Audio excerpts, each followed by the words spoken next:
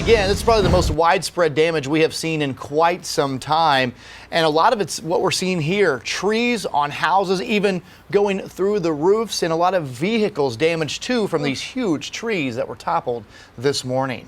Fox Carolina's Jarvis Robertson joins us live right now in Taylor's, where we have seen a lot of significant damage today. Cody, Victoria, things are pretty bad here in Taylor's as of right now. The aftermath of Zeta proved to be very strong. A lot of people forced to clean up. You can certainly hear the sounds of chainsaws and also backup generators because there's no power in a lot of these areas now, as is the case right here behind me. A lot of debris piles, a lot of the tree barks and limbs, they've been cut up and pushed off to the side. But even more than that, there are still several roads that are impassable because of large trees that are out in the road. Now, we do have the Taylor's Fire Department.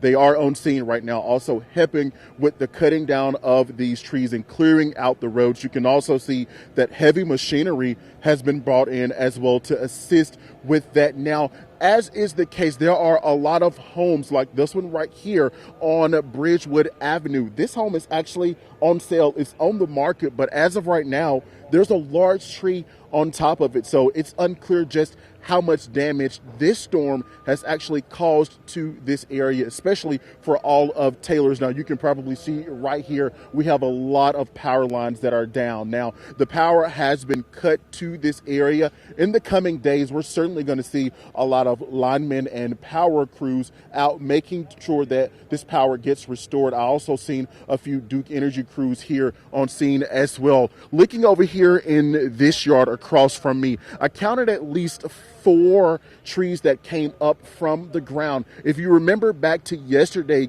Chief Meteorologist Kendra Kent, also other meteorologists at Fox Carolina, they told you guys that with these wind gusts and the saturated ground, we could possibly see a lot of trees toppled over, and that was certainly the case. Now, just a few streets over, I did have a chance to actually speak with one man who now has a hole in the center of his home from a tree.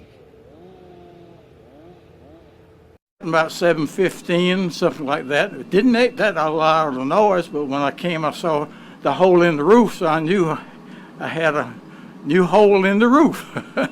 Looking at this, what goes through your mind? Well, it just shows how powerful the wind is when it's blowing like this, especially with a heavy tree like this that came in, and it did what it wanted to do.